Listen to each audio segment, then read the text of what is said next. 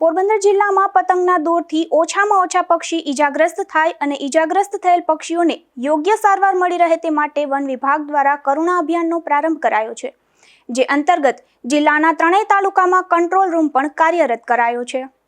પોરબંદરમાં ઉત્તરાયણ દરમિયાન પતંગથી ઘાયલ પક્ષીઓને સારવાર મળી રહે અને પક્ષીઓના જીવ ન જાય તે માટે વન વિભાગ સજ્જ બન્યો છે।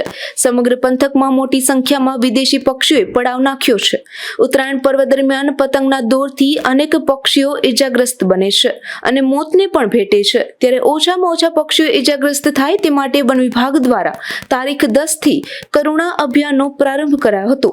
નાયબ વન સંરક્ષક લોકેશ ભારદ્વાજ, RFO મલય ભાઈ મણિયાર અને સામતભાઈ ભમ્મરે જણાવ્યું હતું કે ઇજાગ્રસ્ત પક્ષીઓની સારવાર માટે પક્ષી અભયારણ્ય ખાતે ખાસ પ્રકારનું ઓપરેશન થિયેટર બનાવવામાં આવ્યું છે, જેમાં વન વિભાગના વેટરનરી તબીબ ડોક્ટર વિજય ખૂટી, પશુ દવાખાનાના તબીબ 1962 એનિમલ હેલ્પલાઇનના પશુ તબીબ હાજર રાખવામાં આવ્યા છે। ઘાયલ પક્ષીઓની સારવાર માટે જરૂરી ઇન્જેક્શન, દવા, બાટલાનો સ્ટોક તથા ઓપરેશન માટેના સાધનો રાખવામાં આવ્યા છે। પક્ષીઓની સારવાર અને વ્યવસ્થા માટે વિવિધ સંસ્થાઓનો પણ સહયોગ લેવામાં આવ્યો છે અને હાલ પણ ઇજાગ્રસ્ત પક્ષીઓની સારવાર કરવામાં આવી રહી છે। અભિયાનમાં જિલ્લામાં વિવિધ વિસ્તારમાં પતંગના દોરાથી ઘાયલ થયેલ પક્ષીઓ, અકસ્માત, શોર્ટ સર્કિટ કે પેરાલિસિસ થયેલ પક્ષીઓને રેસ્ક્યુ કરવામાં આવી રહ્યા છે અને તેઓને પક્ષી અભયારણ્ય ખાતે ઘાયલ પક્ષીઓની સારવાર હાલ તો કરવામાં આવી રહી છે। દર વર્ષની જેમ આ વર્ષે પણ ગુજરાત ન્યૂઝ પોરબંદર અને પ્રકૃતિ ધ યુથ સોસાયટી દ્વારા પક્ષી બચાવો અભિયાન અંતર્ગત 14 જાન્યુઆરી એટલે કે ઉત્તરાયણના દિવસે પક્ષી બચાવો અભિયાન કરતા હોઈએ છીએ। આજરોજ પણ પક્ષી અભયારણ્ય ખાતે ખાસ વેટરનરી ડૉક્ટરની ટીમ ફોરેસ્ટ ડિપાર્ટમેન્ટની સાથે ફોરેસ્ટ ડિપાર્ટમેન્ટ અને બીજી સંસ્થાઓ પણ સાથે મળી અને અહીંયા એક સરસ મજાનું પક્ષી બચાવ કેન્દ્રનું આયોજન કરેલું છે। અહીં ખાસ તો દરેક એરિયા પ્રમાણે અલગ અલગ ટીમની વહેંચણી કરેલી છે કે જેથી પક્ષી વહેલી તકે સારવાર કેન્દ્રે પહોંચી શકે। દર વર્ષના પ્રમાણમાં પતંગનું ખૂબ જ ઓછી ઉડે છે, જેના માટે અમે ગુજરાત ન્યૂઝ પોરબંદર અને પ્રકૃતિ ધ યુથ સોસાયટી વતી પોરબંદરની તમામ જનતાનો આભાર માનીએ છીએ કે આપ સૌ પણ પક્ષી બચાવવા માટે આટલા બધા અવેર થયા છો અને આટલું બધું પક્ષીઓનું ધ્યાન રાખો છો।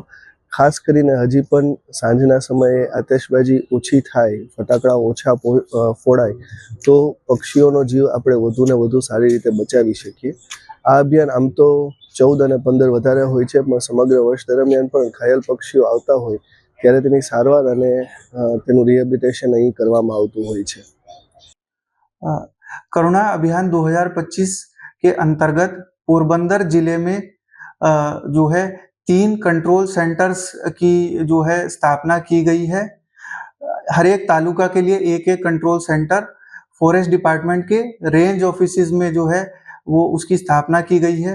उसके अलावा 6 कलेक्शन सेंटर्स और 6 ट्रीटमेंट सेंटर्स की स्थापना की गई है। फॉरेस्ट डिपार्टमेंट द्वारा संचालित treatment centre bird sanctuary Porbandar पर कार्यरत है। उसके अलावा पशुपालन विभाग द्वारा संचालित ट्रीटमेंट सेंटर और कलेक्शन सेंटर्स पोरबंदर, कमलाबाग, विसावाड़ा, माधवपुर, कुतियाना और रानावाव में कार्यरत है।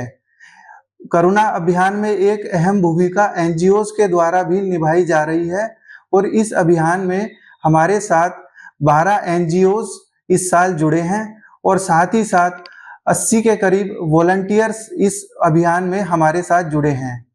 और करुणा अभियान के बारे में कोई भी जानकारी हेल्पलाइन नंबर 1926 1962 के द्वारा जो मिल सकती है। उसके अलावा वन विभाग के द्वारा जो QR कोड भी शेयर किया गया है, जिस QR कोड को स्कैन करके आपके नज़दीकी ट्रीटमेंट सेंटर और कलेक्शन सेंटर की डिटेल्स मिल सकती हैं।